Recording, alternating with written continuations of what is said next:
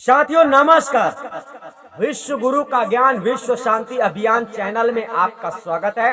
और आज हम इस वाणी में आप लोगों को समस्त संसार को जो शिक्षा देने वाले हैं, सदगुरु कबीर साहब ने जो अपने शब्दों में बतलाया है, अर्थात समस्त संसार को बतलाया है। सदगुरु कबीर साहब ने किसी एक व्यक्ति के लिए पर्सनल शिक्षा नहीं दी है, उन्होंने समस्त संसार को शिक्षा दी है। जितने लोग परमात्मा को मानते हैं, पहचानते हैं, मतलब मानते हैं एवं भक्ति करते हैं एवं खोजते हैं, तो भक्ति करने वाले संसार में सभी व्यक्ति को सदगुरु कबीर साहब ने अपनी शिक्षा दी है। इसलिए उनका नाम विश्व गुरु बड़ा मतलब कहा जाता है। हम कहते हैं और आपको भी कहना चाहिए, क्योंकि उन्होंने समस्त संसार को ज्ञान दिया है, ना कि हिंदू को ज्ञान दिया है, कि मुस्लिम को ज्ञान दिया है, कि फिर सिख ईसाई को ज्ञान दिया है। ये सब लोग तो अपने मन से भक्ति कर रहे हैं, अपने मन विचार में जैसा इनको अच्छा लगता है सो करते हैं। अब इतना प्रपंच संसार में फैला दिया गया है कि पहले से ही लोग उलझे थे और आज भी लोग उसी में उलझे हैं। वास्तविक चीज को नहीं जानते हैं, मतलब जिसमें वास्तविक शिक्षा है वो शिक्षा सामने संसार की नहीं आई है। इसलिए संसार में अभी भी लोग ऐसी पुस्तकें पढ़ के मतलब भक्ति करते हैं जिस भक्ति का कोई सार नहीं है। तो चलिए हम जानना चाहते हैं साहब ने अपने मुख वचनों से किस प्रकार से संसार को रास्ता दिया है, भक्ति दी है, और किस प्रकार से समझाया है, जगाया है, इस संसार में आने के बाद क्या करना चाहिए। तो देखो, इस संसार में हर व्यक्ति जब आता है तो उसका एक विशेष उद्देश्य बन जाता है। अब वो संसार में आके उद्देश्य को भूल जाए तो ये उसकी गलत प्रेमी है, उसकी मर्जी है और उसके इरादे हैं भाई वो क्या करने के लिए आया है और क्या कर रहा है। तो किसी को पकड़ के रोका नहीं जा सकता है, लेकिन शिक्षा से बताया जा सकता है। अगर वो समझ ले तो खुशी की बात है। तो चलिए विश्व गुरु कबीर साहब ने अपने शब्दों में किस प्रकार से प्रेम पूर्वक समझाते हैं। कहते हैं, मने रे तू, ये मन, अब ये बताओ ये मन किसके अंदर नहीं होता है? हिंदू के अंदर, मुस्लिम के अंदर, सिख के अंदर, ईसाई के अंदर। अब समझ लो कि विश्व गुरु ने एक आदमी को ज्ञान नहीं दिया, तो यही समझाया जा रहा है। साहब कहते हैं, मने रे तू समाज के ला दे लदनिया, मने तू समझे के ला दे लदनिया, मन तू समझ के लाद लदनिया। पहले इस बात को समझ लो के लाद लदनिया, मन का मतलब तो समझ गए, मन का मतलब तुमको बोला गया है। अब लाद लदनिया का मतलब क्या है? लादने का मतलब ये है कर्म रूपी परिणाम जो आप संसार में कर्म करेंगे। मान लो कोई नमाज पढ़ता है ना, नमाज पढ़ता है, गाय काटता है, बकरी काटता है, तो ये कर्मों का बोझा आपका तैयार हो रहा है। क्या अच्छा है क्या बुरा है इसका निर्णय बाद में होगा, ठीक है। तो ये लदनियां हैं जो आपका बोझा लद रहा है। आप ऐसा संसार में आकर कभी मत सोचो कि मैं जो चाहूँ कर सकता हूँ और मैं बच सकता हूँ।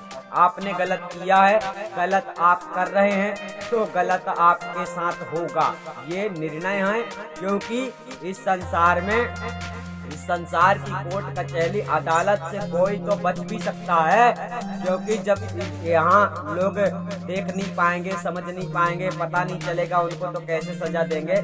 लेकिन यहाँ से जब आप जाने वाले हो, यहाँ से आप जाने वाले हो, हमेशा के लिए कोई नहीं आया है संसार में कि कोई मुस्लिम हमेशा यहाँ नमाज पढ़ता रहेगा और मस्जिद में मतलब अपने वांग पुकारेगा, या फिर हिंदू पूरी जिंदगी किसी मंदिर में भक्ति करता रहेगा, सदैव ही रहने वाला है। यहाँ कोई ऐसा करने वाला नहीं है, इस संसार से जाना ही पड़ेगा। तो बताया जा रहा है कि मन रे तू समझ के लाद लदनिया, मतलब समझ बूझ के बोझा को अपने मतलब अपने कंधे पे रखो। इतना बोझा रखो जितना बोझा रखने में तुम्हें तकलीफ ना हो। अब आप ज्यादा बोझा रख लोगे तो पता चले कि उठ नहीं पाओ, मतलब इतनी तकलीफ में ना पड़ जाओ, इतनी मुश्किल में ना पड़ जाओ कहीं। इसलिए शायद समझा रहे हैं कि मन तू समझ के लाद लदनिया, मतलब कर्मों का बोझा आपका तैयार हो रहा है। आप क्या कर रहे हैं वो सब उसके निर्णय में, उसकी लिखावट में, उसकी फाइल में लिखा जा रहा है, जो पूरे संसार को चलाता है। जरा ठीक से समझना है। घमंड और अभिमान को त्याग कर सत्संग को प्रेम पूर्वक समझना है और हृदय में धारण करना है, क्योंकि इस संसार में मनुष्य भी एक चींटी मटा के जैसे ही माना जाता है। जैसे चींटी मटा जन्म लेती है, थोड़ा देर तक रेंगती है, फिर कहीं जाके वो चली जाती है, फिर कभी मर भी जाती है। इसी प्रकार से आदमी भी जन्म लेता है, खेलता है कुछ समय तक और इसके बाद मर जाता है। लेकिन आदमी के अंदर का घमंड नहीं मरता है, आदमी तो मर जाता है। तो अगर जिसका घमंड मर जाएगा, जो मनुष्य समझ लेगा कि ये तन का महत्व क्या है, इस तन की प्राप्ति क्यों होती है, जन्म क्यों होता है, अगर वो समझ जाएगा तो बच जाएगा और भक्ति में लग जाएगा, सही भक्ति में लग जाएगा। इस संसार में जब आपका जन्म नहीं हुआ था तो आपका किसी से कोई नाता नहीं था। आप ना तो किसी के मतलब भाई थे, ना बहन थे, कोई आपका रिश्तेदार नहीं था। लेकिन आप जब इस संसार में आए तो सब आपके रिश्तेदार हो गए और सब आप धर्म वरम में पड़ गए, सब तुम्हारे भगवान बन गए, सब बन गए। ये क्यों बन गए हैं? क्योंकि लोगों ने आपको जैसा बताया है, आप लोगों ने वैसा शुरू से पढ़ लिया है।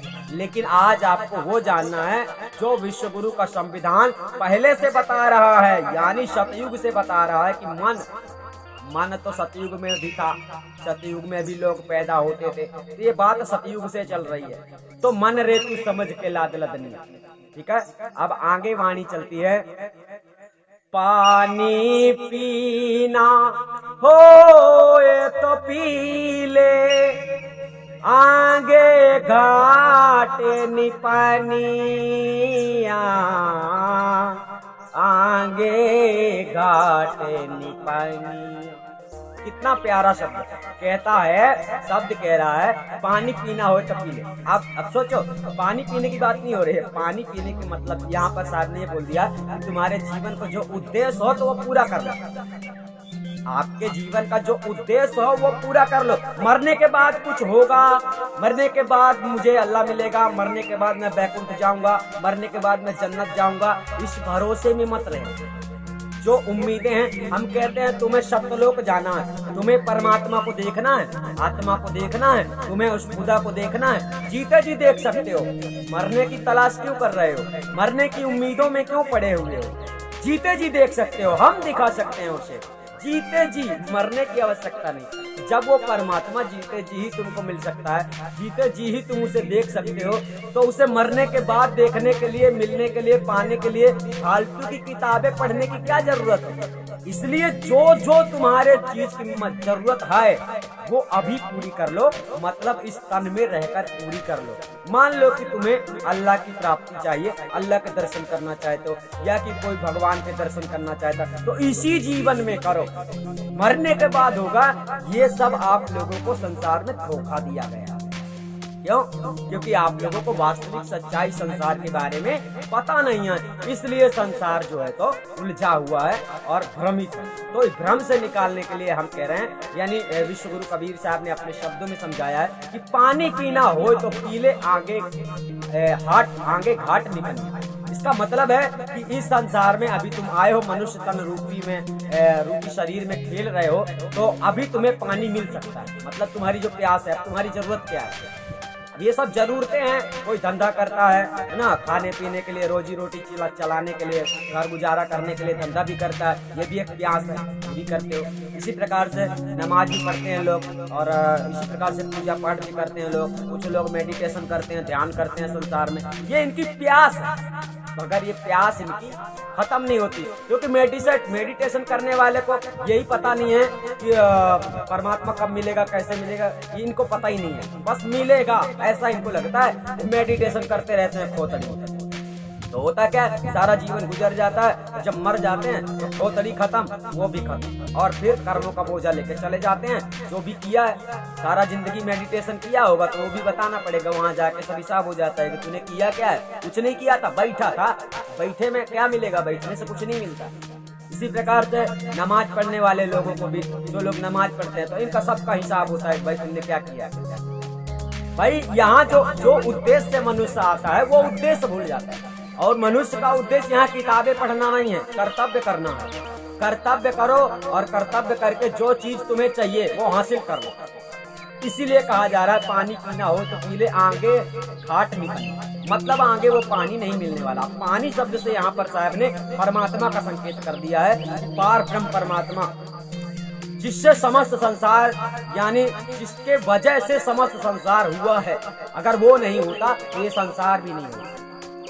तो वो तुम्हें मिल सकता है, और वो मिल जाएगा तो तुम्हें मोक्ष मिल जाएगा, तुम्हारे जीवन का कल्याण हो जाएगा।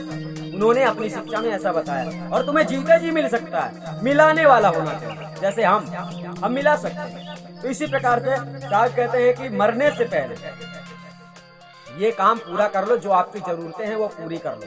अब भक्ति करने वाले की जरूरत ये होती है कि वो भगवान की तमन्ना करता है, भगवान से मिलना चाहता है, भगवान को देखना चाहता है।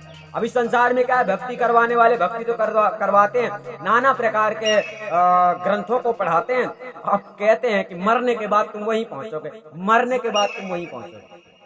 इस आशा में बेचारे जीव लगे रहते हैं, क्या करोगे। तो साहब कहते हैं आगे घाट नहीं पनिया, मतलब तुम्हारी प्यास आगे बुझ जाएगी, आगे चल के वहाँ पानी ही नहीं है। बताया जा रहा है कि वहाँ ऐसा कुछ भी नहीं है कि तुम्हें मिल जाएगा। यहाँ से जाने के बाद जो मिल गया इसी संसार में तुमको मिल गया, इसी रूप शरीर में मिल गया। और जब जो चीज इस शरीर में, इस रूप में तुमको नहीं मिला, तो वो फिर तुमको नहीं मिलने वाला है। यही मनुष्य के तन का जो दुर्लभ कारण है कि मनुष्य का तन बड़े दुर्लभ से प्राप्त होता है, आसानी से नहीं मिलता। तो इसको समझना चाहिए। आगे चलते हैं, आगे वाणी कहती है, सौदा करना हो तो कर ले, आगे हाट न पनिया, मन तू समझ के ला देला तनी। वही बात फिर आ गई। जो भी आपकी जरूरत है, जो तुम लेने आए हो, जो चाहते हो, जो तुम्हारी कमी हो, वो खरीद लो। सौदा करने आए हो। अब आत्मा इस संसार में, मनुष्य के शरीर में क्या प्राप्त करने के लिए आती है? अपने जीवन का कल्याण करने आती है।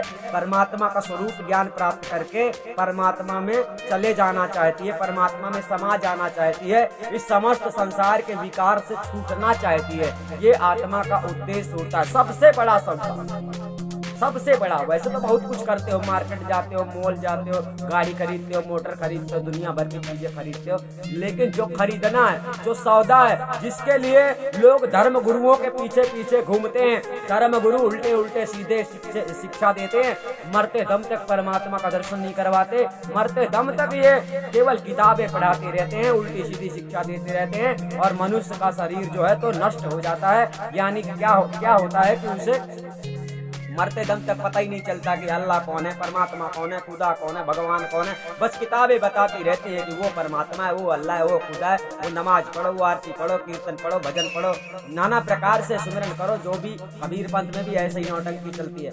तो ये अनजाने लोग ऐसा करते हैं, जानकार व्यक्ति नहीं करेगा। जो जानता है वास्तविकता ज्ञान को, वो ऐसा कुछ भी नहीं करता। ठीक है। तो यहाँ पर दूसरी वाणी में बतलाया जाता है कि सौदा करना हो तो कर ले, आगे हाट ना बनिया।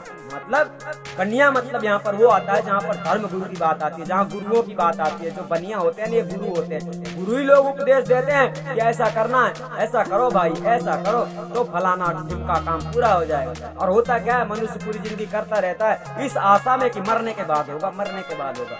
मरने के बाद क्या होगा ये तुम्हें नहीं पता है, जिसे पता है वही बता रहा है कि आगे हाट ना बनिया, आगे बनिया भी नहीं है कोई। तो जो तुम्हारी जरूरत की चीजें हैं तो पूरा करना, ठीक है। मतलब अपने जीवन के उद्देश्य को समझ लो तो खुद ही समझ में आ जाएगा कि मैं क्या करने आया, ठीक है। अब आगे चलते हैं, वाणी आगे कहती है, बड़े बड़े नायक लाद चले गए, तेरी बात के तनिया, तेरी बात के तनिया। कितना अच्छा शब्द है, बड़े बड़े नायक लाद चले गए। मतलब कहने का है कि इस संसार में लोग पक्षपात किया करते हैं और आपस में लड़ जाते हैं, हिंदू मुस्लिमों में झगड़ा होता ही रहता है। ये तो कब से चला आया है, खैर ये बात कहना नहीं चाहिए, परंतु समझने की बात है कि अभी उतने बहादुर पैदा नहीं होते जितने बहादुर पहले होते थे। तो बड़े बड़े नायक एक से एक, मतलब 30 मार्खा जो ऐसा समझते थे कि मेरी सत्ता ही, मेरी हुकूमत में ही सब कुछ होगा। ऐसा कहने वाले भी लाद के चले गए। क्या लाद के चले गए? कर्मों का बोझा। क्या किया था? जैसा कर्म किया था वैसा ही उसी का बोझा लेके चले गए। और वहां फिर उनके साथ जो हुआ होगा वो तो अल्लाह ही जानता है, यानी कि वो खुदा ही जानता है, वो भगवान ही जानता है, जो भगवान इस सृष्टि को चला रहा है। तो कहने का तात्पर्य है कि जो इस संसार को चला रहा है वो आदमी के काबू में नहीं है, उसे काबू में करने का कोई मंत्र नहीं है। इसलिए मानवता को समझो कि मनुष्य क्या है, मनुष्य किस लिए है, मनुष्य का धर्म क्या है, मनुष्य का फर्ज क्या है, मनुष्य का उद्देश्य क्या है। साहब समझाना चाहते हैं कि बड़े बड़े, अब ये सब बड़े बड़े माने जाते हैं जिनको लोग धर्म गुरु समझ रहे हैं, इन सब लोगों ने भी कर्मों का बोझा लाद के चले गए। जैसा किया होगा वही करके निकल गए। अब संसार वही कर रहा है और उलझ रहे हैं संसार वाले, और उलझे ही रहेंगे जब तक ऐसे मन में जो आया सो करते रहेंगे। परंतु विश्व गुरु का ज्ञान जब आपको मिल जाएगा, जब विश्व गुरु के ज्ञान को आप समझ लोगे, तो फिर नहीं जाओगे तुम कर्मों का बोझा लाद के वहां पर। तब तो तुम आजाद कर दिए जाओगे, छूट जाओगे, अगर विश्व गुरु के उद्देश्य पे चलने लगोगे तो। क्योंकि विश्व गुरु का ज्ञान ऐसा नहीं है कि ये किताब पढ़ो, ये आरती करो, ये चौका करो, ये सुमिरन करो, ये मंत्र पढ़ो। विश्व गुरु का ज्ञान है परमात्मा के डायरेक्ट दर्शन करवाना। विश्व गुरु का ज्ञान परमात्मा के डायरेक्ट दर्शन करवाने का है। 3 सेकंड के अंदर उस पार ब्रह्म अविनाशी के दर्शन कर सकते हो, जिसकी आज तक कल्पना भी नहीं कर पाओगे, जिसके बिना संसार नहीं था। मतलब संसार उसी से उत्पन्न हुआ, अर्थात उसके बिना संसार में कुछ भी नहीं है, वो नहीं तो कुछ भी नहीं। इसलिए ये संसार एक दिन मिट जाएगा, लेकिन वो अविनाशी नहीं मिटेगा, जिसे आप नहीं जानते हो, और लोग नाना प्रकार की भक्ति करके उसे खोजते हैं। तो साहब कहना चाहते हैं कि बड़े बड़े नायक लाद चले गए, तेरी बात के तनिया मतलब तुम किस गिनती में आते हो, तुम हो कौन? अब समझ लो, जैसे एक कीड़ी होती है ना, आपके पैर के नीचे दब के ही जान गवा देती है, मर जाती है। तुम इस प्रकार से मतलब के जंगल के झाड़ की तरह हो कि एक पानी की लहर आए तो तुम सब के सब टपक जाओगे, कुछ नहीं बचेगा। इसलिए बतला रहे हैं तुम्हारी औकात संसार में। लोग जो अहंकार के मारे, घमंड के मारे चूर हो जाते हैं, हाथ में तलवार ले ली, हाथ में बंदूक ले लिया, मैं शेर हूँ, मैं बब्बर शेर हूँ, मुझे कोई नहीं मार सकता, ने फलाना ढिमका, कितना बोलते हैं पता नहीं ना। तो ऐसा बोलने वाले बहुत मिलते हैं। तो साहब कहते हैं जरा धीरज रख बेटा, जरा धीरज रख, तेरी बात किस गिनती में आती है, तू किस गिनती में आता है। बड़े बड़े चले गए ना, राम कृष्ण चले गए, बड़े बड़े मतलब सभी चले गए। जिन्होंने ये धर्म को खड़ा किया है ना, वो भी नहीं बचे और बचने वाले भी नहीं है। क्यों? क्योंकि उन्होंने इस संसार में आकर अपने स्वार्थ के कारण सब लोगों को भ्रमित कर दिया और खुद भ्रमित हो गए। तो जब भ्रमित हो गए, संसार में उद्देश्य को जाना नहीं कि हम क्या करने आए थे, तो इसीलिए तो लोग कहते हैं मैं हिंदू हूँ, मैं मुस्लिम हूँ, मैं सिख हूँ, मैं ईसाई हूँ, कोई जानता ही नहीं। किताबें बताती है जब कोई पैदा होता है उसकी भी लिस्ट किताब में होती है कि तू फलाना है। वाह, मतलब किताबें बड़ी हो गई आदमी की गिनती में। तो जहाँ आदमी की वैल्यू नहीं है वहाँ किताब की क्या गिनती होगी। तो साहब कह रहे हैं तेरी बात की तनिया बड़े बड़े नायक लादी चले गए। साहब कहते हैं जमे के राजा दूत फिरते हैं, टोरे डारे करधनिया, टोरे डारे करधनिया। शब्द कह रहा है यमराज के दूत इस संसार में घूम रहे हैं। अब यमराज के दूत कौन होते हैं पता है? ये जितने मतलब संसार में नियम है, उस नियम के विरुद्ध तुम गए तो कमर टूट जाएगी। समझ लो कि मान लो भारत का सिद्धांत, भारत में संविधान है, संविधान में है कि जंगल के हिरण को मारना अनिवार्य नहीं है, अगर मार दिया तो दंड मिलेगा।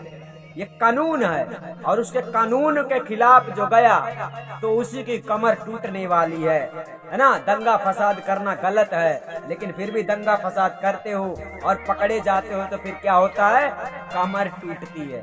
क्या होता है, अच्छी धुलाई होती है, अच्छी पिटाई होती है, अच्छी शिक्षा मिलती है, तब पता चलता है कि अरे मैंने ऐसा क्यों किया था। ये यमराज के दूत हैं जो इस संसार में स्वयं इस संसार में मतलब कि अपना कानून चलाते हैं। तुम्हें क्या लगता है तुम अपने मन से जो जी में आया सो कर लो? ऐसा नहीं होगा।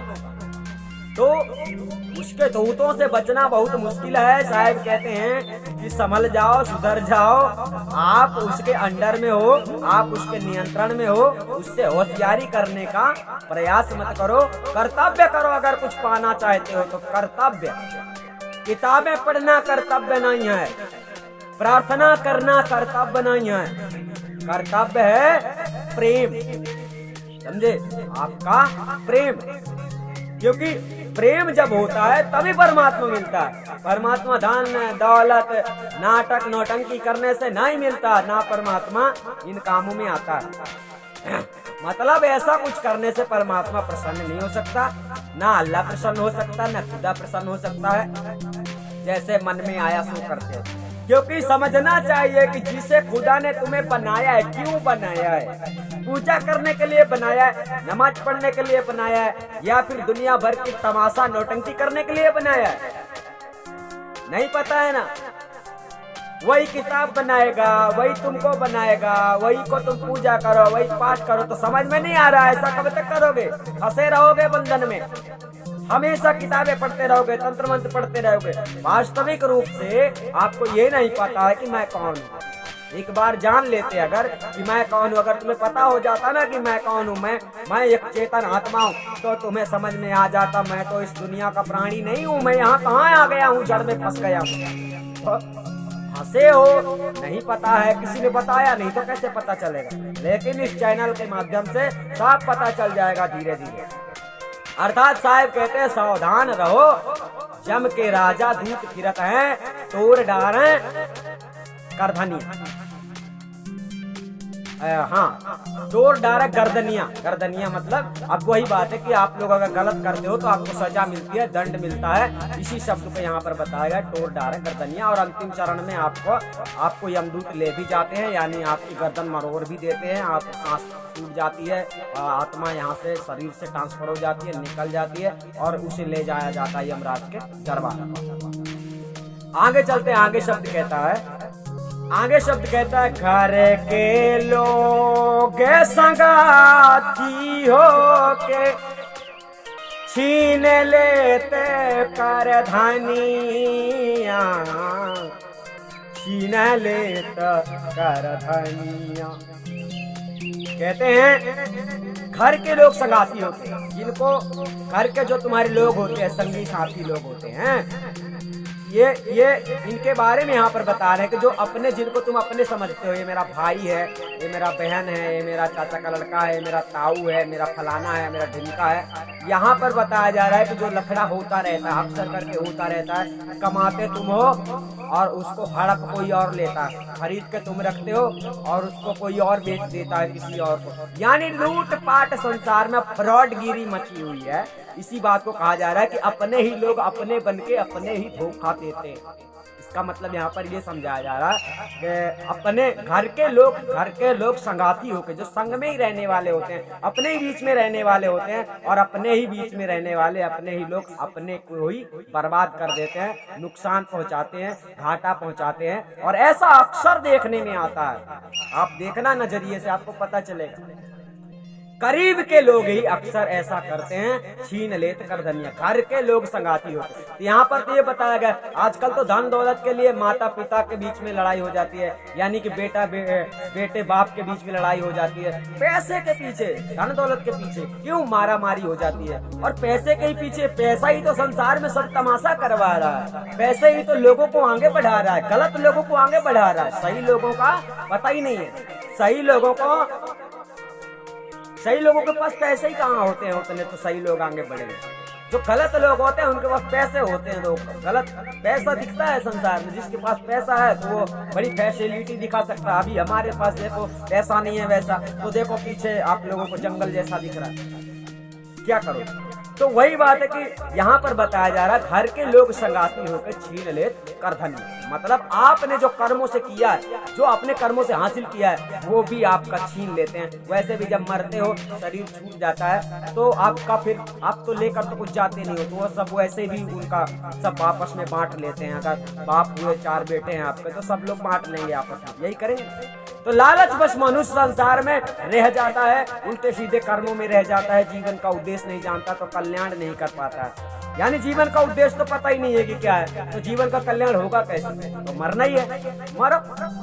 आज तो कहते हैं घर के लोग संगाती होके छीन लेत कर धनिया। और सदगुरु कबीर साहब यहाँ पर कह रहे हैं, अब सदगुरु कबीर साहब ऐसा बतला रहे हैं कि अगर मेरे ज्ञान को तुम समझ गए, कहाँ ये कबीर सुनो भाई साधो,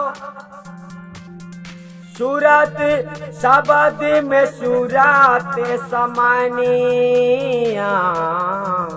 शब्द में सूरत समानी, शब्द में सूरत समा जाती है। यहाँ पर ये बताया जा रहा है सूरत सदगुरु कबीर साहब ने, विश्व गुरु कबीर साहब ने अपने वाणियों में अपने शब्दों में सूरत आत्मा को बताया है और शब्द परमात्मा को बताया है। शब्द जो होता है शब्द स्वरूप परमात्मा है। अब वो शब्द स्वरूप परमात्मा कैसा है, कहाँ मिलेगा, किसके पास मिलेगा, कैसा होता है, कब मिलेगा, ये जानने के लिए आप हमसे संपर्क कर सकते हो। यानी हम आप लोगों को जानकारी दे सकते हैं कि कैसे मिल सकता है।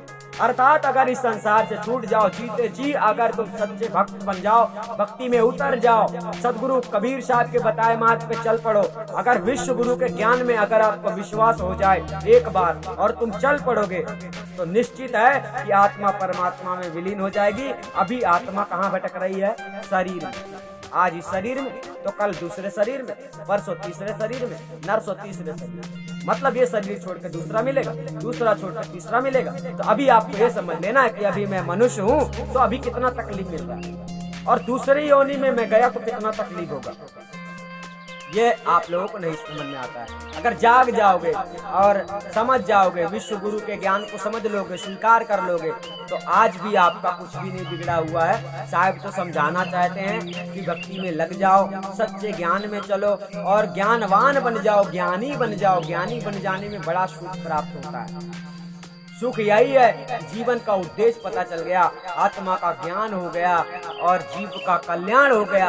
अब क्या है इस संसार में? मान लो तुम पृथ्वी के मालिक होते तो करते क्या? रहते तो पृथ्वी में ही। तो ये मलकाना छोड़ दो कि मैं इतना बड़ा आदमी हूँ, मैंने मस्जिद बनवा दिया, मैंने मंदिर बनवा दिया, मैंने तालाब बनवा दिया, मैंने शहर बसा दिया। ये सब प्रपंचों में मत रहो, ये सब तुम बनाते नहीं हो, तुम्हारे द्वारा बनता है, समझ गए? और बनाने वाला ही बनाता है, जो सृष्टि को चला रहा है ना, जिसने तुमको बनाया है, तो समझ लो कि जिसने तुमको बनाया है वो कितना बड़ा कारीगर होगा कि तुम सोच रहे हो मैं ऐसा कर लूंगा, मैं वैसा कर लूंगा। तुमको अगर कुछ करना है ना तो साहब का संदेश है कि अपने जीवन का कल्याण करो, यानी कि सत्य मार्ग पे चलो, आत्मा परमात्मा का स्वरूप ज्ञान प्राप्त करो और परमात्मा में लीन हो जाओ, छूट जाओ इस भवसागर के भ्रम जाल से। कब तक करोगे तमाशा, कब तक नौटंकी करोगे?